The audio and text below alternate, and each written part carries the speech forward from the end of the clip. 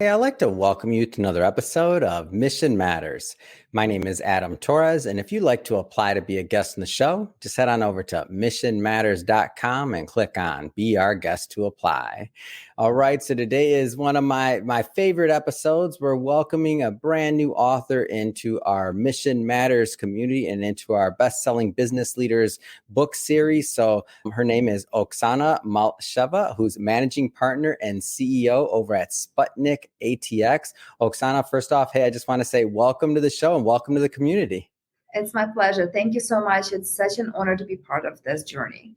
Oh, well, it's our honor to work with you as well. And we're going to talk about a lot today. So we got a lot of business owners, entrepreneurs, executives that watch this show, and founders. We're going to be doing a deep dive into founders and what makes sense and what kind of founders you look for, what kind of businesses you look for, really what you're doing also at Sputnik ATX. But before we get into all of that, we'll start this episode the way that we start them all, with our Mission Matters Minute.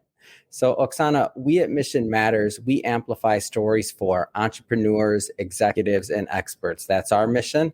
Oksana, what mission matters to you? That is such a great question. One of the reasons I love being here. Our mission is our name, Sputnik. Sputnik had showed humankind what's possible and made us believe it what wasn't possible before. So for us, we come to work to elevate our founders' trajectory. Our mission is that trajectory in life and in business after encounter with Sputnik should be significantly higher than that was before. And if we accomplish that, good business and money will come. Yeah, that's great. And I love bringing mission-based individuals on the line to share, their mission, what wakes them up in the morning, what gets them fired up to go out there into the marketplace and to make a difference. So again, great to have you on. And just to get us started here, so let's go a little bit further back. Like, how did you get started in business and really on this path to launching Sputnik ATX? Well, I might mention that I'm an accidental venture capitalist. If you were to take me back to my college days, the idealistic physicist in training in the former Soviet Union, I would have never imagined that I would be a venture capital professional, run a venture capital fund in Austin, Texas, of all places. Who would have thought, right? Like, that was not on my world. What do you mean? Isn't that obvious? No. No, listen, truly the only course that might have related to humanities and economics in my university's curriculum was the history of the Communist Party. So you could imagine how long a journey that is. Yeah. But in a way, if you were to look back, that's kind of a wink to my younger self and maybe a wink to people who are truly determined to have a plan. I love you, I admire you, but sometimes you have to have universe take you where it means to take you and pursue your individual passions. Every part of my journey I loved. I was trained to be a PhD physicist, and I got it at University of Pennsylvania. I worked in consulting at McKinsey. I was part of marketing strategy team at Motorola at the time of Razr. I was an investor after that. And looking back, those building blocks, which I love individually, had put me in position to be really well prepared to do what I do right now, which is to work with the early stage founders. I could not have designed a better training. The life had designed it for me. What I did in the moment is pursue them with vigorous passion and try to get better, but also keep my eyes open for where my journey could take you. So to sum it up, an accidental but super happy venture capitalist, do it with conviction. And funny enough, when I was at McKinsey, I may have used small portions of my physics journey, similar, at Motorola, may not have been applicable. Right now, I could guarantee you that every single bit of my training is being deployed at one time or the other in my job as a venture capital. So here we go. So I'll tell you, lots of different things you could do with your background, with your training, with your skill set. And I'm not putting words in your mouth. I'm saying this, I'm not putting this on you, but let's just say founders, business owners, we're not the easiest to work with. So I'm putting that on me. What drew you to, or what draws you to that passion to want to, work with founders and help them succeed? God, I think the favorite part of my job is working with founders, and several reasons. While we are not the easiest people to work around, we are also the ones, wallflowers have never changed the course of humanity. And I think the most amazing thing to me about, because being a naturalized American, I get to appreciate a lot of things that people here might have for granted. Our capitalism is the fact that you could start a company and take it somewhere. The fact that you were to look at, stock market have done funky stuff on us recently, but if you were to look at the top 10 by capitalization, I guarantee you that there would be at least half of it that was not on that list even 30 years ago. These were the companies that were funded by venture capitalists just like myself. So because of that, when you see the founder who is on the mission to change the world, and you could help them make it from idea to a smaller business to a bigger business, grow the team, grow themselves, and really live 10 years in the future, that to me is amazing. Yeah. Another thing is I get to do a variety of things. Sometimes people who know me close said, you have such a wide range of interest or maybe such a short attention span. And to me, we get to invest at this early stage in anything from blockchain to nutritious donuts. So I get to have an exposure. It keeps me sharp. It keeps me energized. It keeps me learning, which is amazing. So I love it. And one point of clarification here, just for our viewers and listeners. So, the headline here is, you're funding founders outside of Silicon Valley, but you also fund, founders in Silicon Valley. Like, you're agnostic there. But the point is that, well, first off, correct me if I'm wrong on that. Yes? You are exactly right. We do not discriminate against any geographies. Every geography is willing to apply. But it's important to know that our center of gravity is in Texas. And while we absolutely have some founders that came to us from Silicon Valley, even in this current cohort, majority of our founders do not fit the traditional stereotype. 50 miles from Stanford, probably a young guy in a black hoodie with a computer science PhD. I love them. I welcome them. But that's not how every founder that invest looks like. And the point, I love that you highlighted outside of the Silicon Valley, because that proves to people that new centers of gravity for startups, for venture capital emerging, and Austin is without a doubt one of them. So talk to me a little bit about Austin, because I feel like a lot of people, I'm in LA and a lot of people are moving to Texas. Like, why choose Austin? What's important about that hub to you? I am a naturalized Texan, super proud. And in a way, Austin has several things going for it. Really strong technology talent. Because we have the outpost of Google and Apple and Oracle. So you could have this great engineering and fantastic university, very business-friendly laws. It's big enough where you could have a lot of various professions coalesce and kind of just big enough in terms of the actual space to take it, but small enough where people are still very friendly and you could, with one or two connections, discover someone. And my business partner, Joe Merrill, he is originally from Silicon Valley. So he grew up there, literally in the wine country, and kind of then spent his youth there. He saw a lot of, Silicon Valley was always prominent, but it was more dormant, I would say, in the late 90s until it really exploded and took off in the early 2000s. He saw a lot of leading indicators that led him to believe that investing in startups in Austin right now would be a fantastic thing. And we called it 6 years ago. And then, of course, right around COVID, the whole universe had moved here. So right now it feels like I don't even need to prove that Austin is a great place to start up. But here we are. I think the thesis was that new centers where the money will come, the talent is already there, and the companies will emerge and the business communities will support them, should emerge, will emerge, and Austin will be one of those that already showed up on the map. We're here. So I want to speak on behalf of maybe other founders and just founders in general out there for a moment. And I think one of the questions that, kind of is pretty assumptive is that maybe like most founders should be seeking venture capital, or that's a thing they need to get to that next level. So I guess, kind of point blank, like when does a company know, in your opinion, when maybe they should be going the VC route, when they should be considering it? And I know that's a broad question. So, and it's going to be different in every, situation, but high level, like when should a company be seriously considering that? Adam, this is a great question. And let me even build on that. Let's also add if the founder should be seeking. Oh, if. Right? even better. Right? Because I think you have to figure out, it all starts with your goals. First of all, if you look at how venture capitalists like myself make money, we are looking for companies that have potential to become unicorns. So when I am looking at the company super early in its development, I have to see that magic wand and everything else goes right. This could be a unicorn, this could be an industry changing idea, and this could be the founder that will have the chops to take it there. That actually does not apply to every business.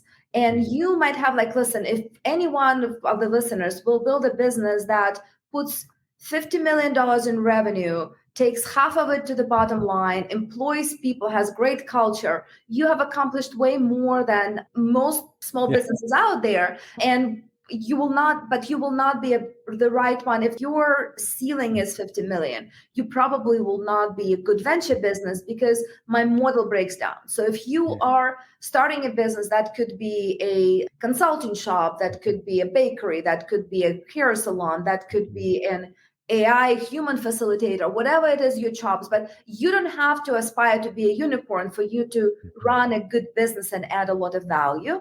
But if your ceiling is not a unicorn, you may not have a lot of good luck with venture capitals. And I think that's kind of to consider this, what you're trying to do. The second thing is your best money and your best first money are always from your customers. That is not the universal axiom, but most of the time. The reason is you're going to discover whether whatever your great idea is, whether someone is willing to pay for that, right? And that is a very, very important consideration that people often forget.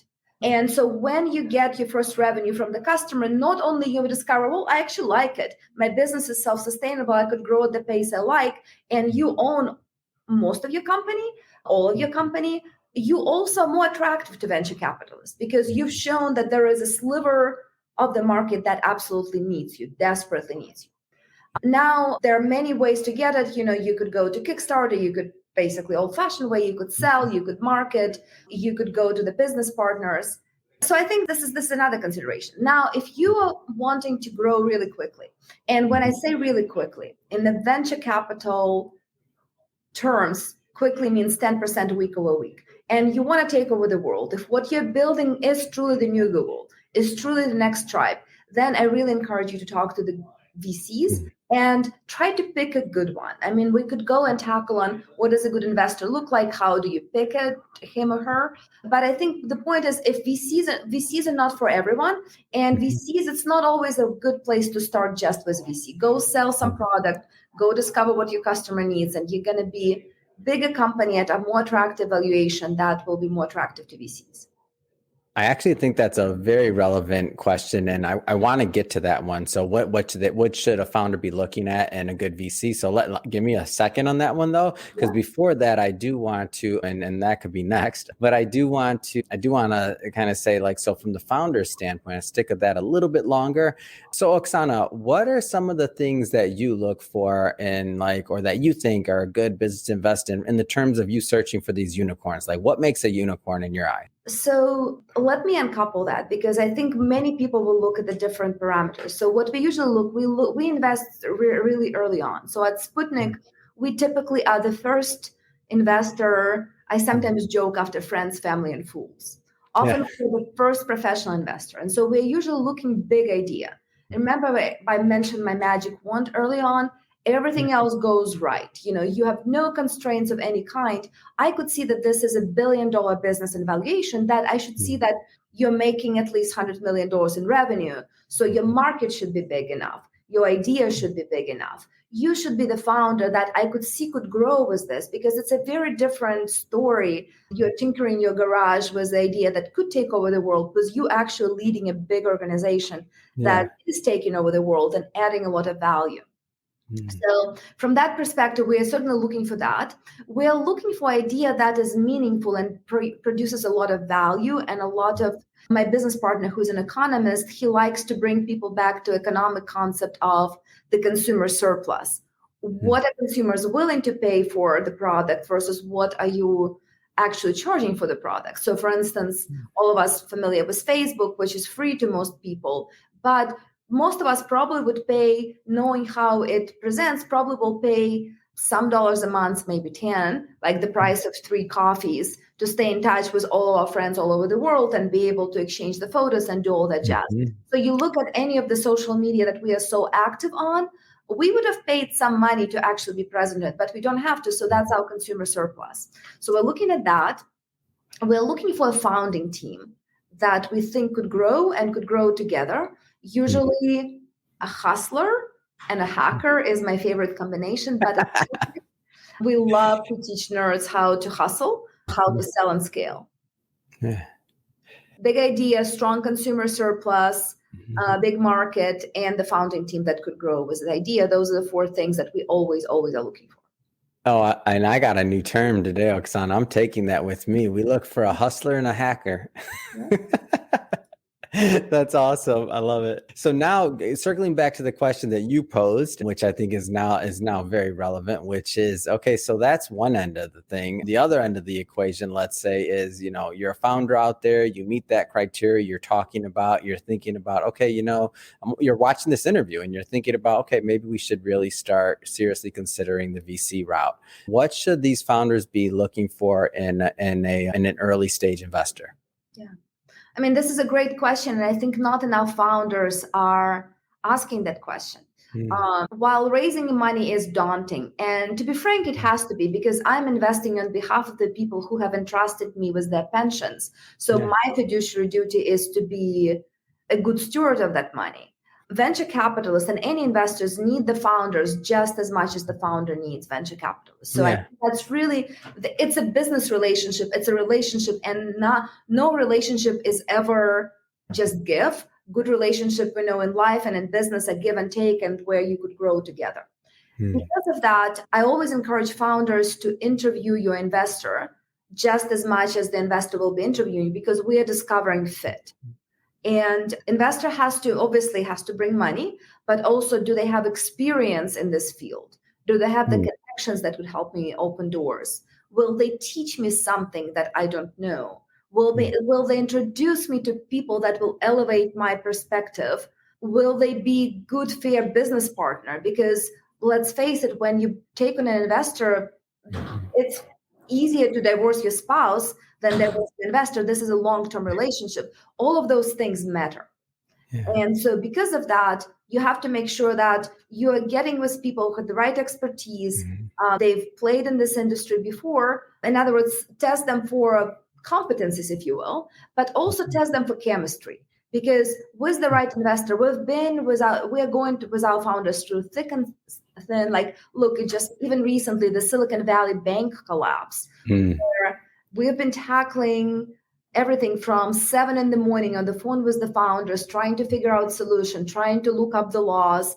One of the founders was actually in Europe, where he's a U.S. citizen, was a U.S. company, but the business is domiciled in Europe, a different time zone, waking up and living through the day when everything is closed in his time zone, and oops, you no longer have access to your money. So this is just a day in a life of founder with investor, and good investment partner will be right there with you.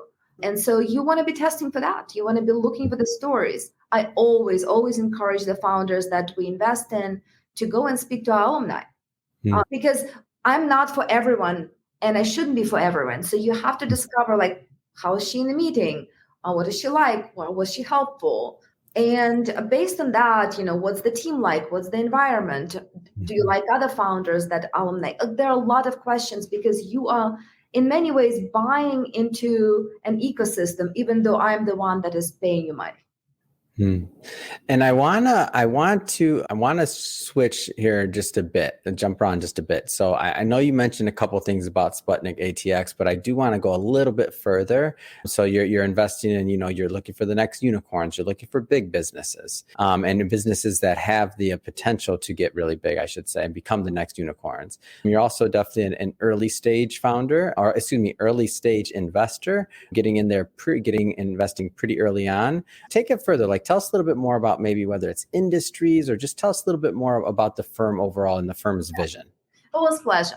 So our vision, we are generalists, first of all. We've started with the insight that we love nerds. Being a physicist by training, my business partner, Joe Merrill, he is even a bigger nerd. And we love life-changing nerds, and we wanted to support them in business. What we realize is that outside of the Silicon Valley, where the lore on how to start up is basically being bred through osmosis, and you probably could bump and have coffee with a lot of people that live this either directly or vicariously. Outside of Silicon Valley, those rules are underexplained, let me put it this way. So here we are as investors telling the founders, here, Ms. Founder, go change the world with your life change idea, and we won't explain to you how the game is played, right? And that, I think, is not fair. So we've studied a lot what had worked in the Silicon Valley. We've took a lot of inspiration from the really venerable shops like Y Combinator, like Benchmark, and Andreessen Horowitz, and what they've done well. And we've internalized a lot of that for our system that identifies really breakthrough companies early, selects them, and teaches them how to sell and scale, and then gets them started in the startup game. Jokingly, at some point, I've explained, okay, we run kindergarten for gifted and talented startups. That's what we're in the business of. And that is not incorrect. So because of that, not many people specialize in kindergarten. As I've mentioned, as long as we see your ideas powerful and we like you as a founder and we see a strong consumer surplus, and you have a product and a customer, we don't take anyone earlier than that. If you don't have a product and a customer, you're too early for us. Then we could consider you for our investment, and then we will teach you how to sell and scale. Okay. That's great. It's a great story. And one thing I want to also just have you maybe elaborate a little bit as you kind of go through, the vision is the idea of non-traditional founders. So I don't want to assume that everybody knows what that means. Now you did give an explanation, the typical, let's just say, type of founder that may go to Silicon Valley, maybe already knows the rules, right? Maybe he went to school in the Ivy League, or he or she, and, maybe that was their route, and they, they're already on that path. So they know. But for those that don't know the rules of the game, tell me a little bit more about what you consider like a non-traditional founder. Yeah. If I could pause that question and mention to you, because I don't like to lead with that, I want to finish with this. It's very interesting, because as VC, my duty is to deliver the best investment outcomes for my investor. That is my only duty. When I come and I sit with this chair as a venture capital, that's my goal. And we're very good at this. And so I would quote that, we have more than 5,000 startups applying a year, and through various channels. We invest in about 10 a year. We do it twice a year. We've invested in 61 companies. Almost more than 85% of them is still in business, and we're tracking to 84% IRR. You probably, if you have money, should be saying, great, where could I sign up? Okay. And I could end my story right here. However, what is interesting, if you look under the hood, we are extremely diverse. We are diverse geographically, gender diversity, race diversity, nationality diversity, pretty much any diversity you're going to throw at us, we're going to eat it for breakfast. We are more than 50% of our founders are either women or minority led. We are 10 times national VC average investors in Black founders and twice national census. Those are some of our best performing companies. I think more than 43% of our companies are women led, and a story could go on. So to me, my commitment is to spectacular returns. But if we're looking broader, if we're actively courting the founders that the rest of the world might be overlooking, or maybe not courting to come and visit with them, you're going to get great returns, because we're literally picking, Adam, we're picking the cream of the crop of the people that the rest of the world had overlooked because they had a really good supply of more traditional founders. And listen, I never discriminate against anyone. If my last 5 Stanford computer scientists, guys in their late 20s to early 30s, they're going to get my check. But interestingly, if you look at the world broader, you discover that spectacular founders could come from anywhere in the world.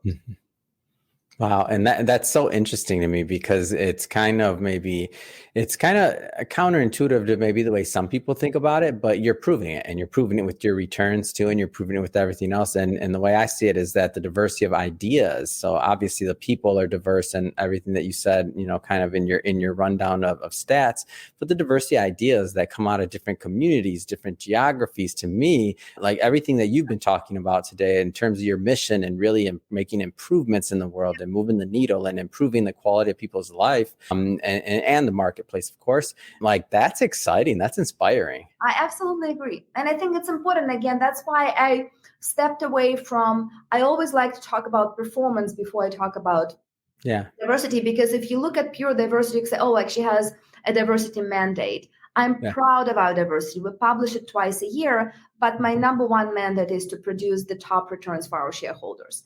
But it's interesting that if you look at the world not through a one-dimensional lens, you find that diversity is your secret weapon. I want to jump around again and shift topics here too. We're not going to, and just for everybody watching this, just so you know or listening to this, we're not going to do a deep dive on this. But part of this interview is bringing Oksana on to our show to introduce her to our community and also to announce the upcoming book. So Oksana, we're going to bring you back on the show, of course, for a second interview where we will actually do a deep dive into our upcoming book that we're co-authoring together. But just keeping it high level, what are some of the things that you hope to present in the upcoming book? That's a great question. And having just finished that chapter, I'm excited to talk about this. I think my industry is really unique in how we think. In most of the world, and also as humans, we are generally encouraged and trained to give the negative as much or more weight as the positive. What could go wrong versus what could go right? Usually for everyone that is what could go wrong, you're going to need 7 what could go right to feel emotionally equal. Yeah. And that's how, if you are, in your relationship, in your career choices, in your education choices, in your pretty much anywhere, most of the world has those things balanced. As a venture capitalist, if I apply that thinking, I lose. And so in my job, good VCs will help founder discover what could go right. Not poke holes, because it's super easy. They're like kindergartners. Remember, they're business kindergartners. So you could poke holes and flank almost every single one of them. My job is to figure out what could go right and encourage them to go for that bigger journey. And I think that is a really fantastic way of thinking that in the book, I gonna invite people on a journey to have some time in their life and their calendar that they're committed to, where they could only think about what could go right. They could fly, they let themselves fly. Because I think we don't allow ourselves to fly, and we feel shackled way too much in our daily life. And as a VC, you are being trained and you're being pushed to think like this because that's the only way you win, from my perspective. And if you look at the big bettors, they look at, my biggest mistake is the mistake of omission, not mistake of commission. And for most people, that's not their daily life. As a result, it's not their daily intuition. So I'm going to endeavor to encourage people to think more about what could go right. Yeah. I'm going to cut you off there. I'm not going to ask follow-up questions intentionally, because that's our cliffhanger for the audience today. We'll be bringing Oksana back on. Don't worry, because we have plenty more questions. And when we bring you back on, by the way, obviously the book will be live then. People will have it in their hands. They'll be able to read it and interact. So all good there. Well, Oksana, I just have to say, having you on the show today, it's been a pleasure. I welcome you into our community. And I just have to ask, what's next? What's next for you? What's next for Sputnik ATX? Well, I'm glad you asked. There is always, when you're surrounded by people that change the world, that rhythm is very contagious. And for us, we're super happy with our performance in Fund 1.